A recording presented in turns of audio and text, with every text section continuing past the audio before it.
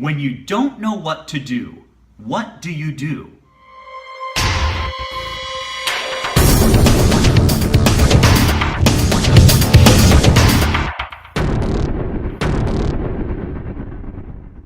Hey, thanks for checking out Keith's Keys. My name is Keith Harris, and Keith's Keys was designed to help singers in the area of performance, motivation, and business. And today, we're going to talk about performance. What do you do when you don't know what to do? Recently, I was working with a student in a voice lesson, and I said, okay, now tell me how you've been practicing. What have you been doing? And he said, well, I've been practicing, vocalizing, but I'm not working on any songs because I don't want to do it wrong. And that led me to think, we should talk about this. Being afraid to practice wrong. Obviously, when you don't know what to do, what should you do? Well, the answer obviously is don't do nothing. You have to do something, right? You have to experiment with the voice. I want you to think about your practice room as a laboratory, all right? Not as a place where you get things right or wrong. It has to be a laboratory for sound, which means you need to be willing and actually encourage yourself to make weird sounds, ugly sounds, different sounds, sounds that you don't judge, sounds maybe go from the wrong sound to the right sound. My teacher said, don't ever do this because I want to do this, don't do this. And so that you start to learn to go back and forth. You should be experimenting. Your practice room should be your sandbox. It should be an experimental playground of sound. I'll actually make sounds in my practicing. I'll say, oh, my voice teacher said, don't do this again. All right. It's not like being a little kid. Don't do this. Don't do this. No. It's really, it has a purpose. Don't do this. And while I'm holding that note, I switch to what I'm supposed to do. So that first of all, the two skills are very clear. Secondly, if I get myself in trouble on stage, which is going to happen at some point, it always does, right? Weird things happen on stage, I know immediately how to get myself out of trouble.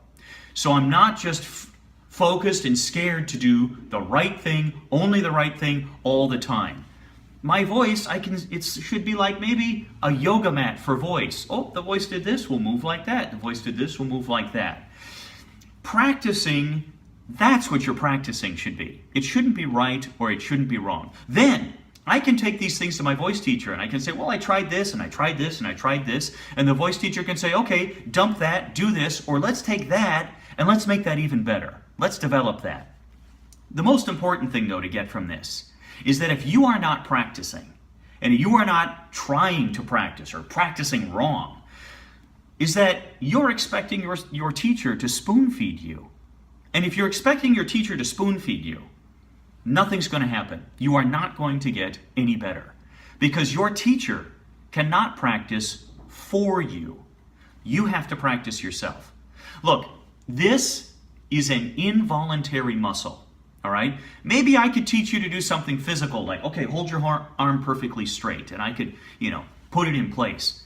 Can't do that with the voice.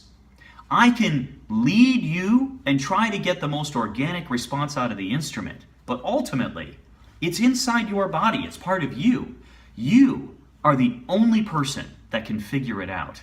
As well, in your world of singing, and especially if you decide you want to have a career as a singer, nobody will ever care as much about your career or your voice as you do.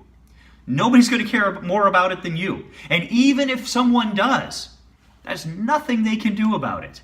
Because if you don't own the skills, and if you don't figure it out, even someone who thinks you could be a superstar and wants to sell you and go crazy, there is nothing they can do if you don't own it, right? You can't go on the road with a voice teacher and ask the and pay the voice teacher, 24/7 to fix you every moment before you walk on stage, right? You have to own it. You have to learn how to use it. So my message for today is, don't be afraid to practice wrong.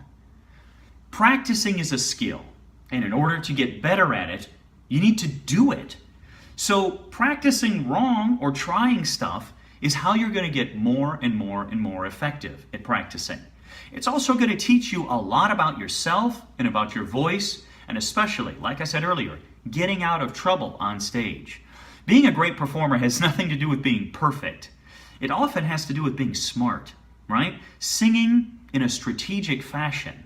and knowing our instrument, knowing how things work.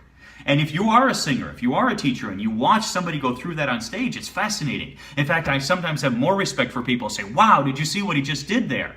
And use it for myself. Take that. I love it when I see a singer that motivates me to want to go practice more and try new things. Use your studio as a laboratory for sound, and it's going to change everything you do. If you spend your time waiting until you're perfect in order to practice, and you know what perfect practice is in order to practice, you'll never practice. And if you never practice, you're never going to get better. So go ahead and practice. Practice wrong, in fact. I hope you find this useful. If you do, I hope you give the video a thumbs up, subscribe to the channel, leave a comment in the section below, and if I can help you, please email me, KeithHarrisTraining@gmail.com.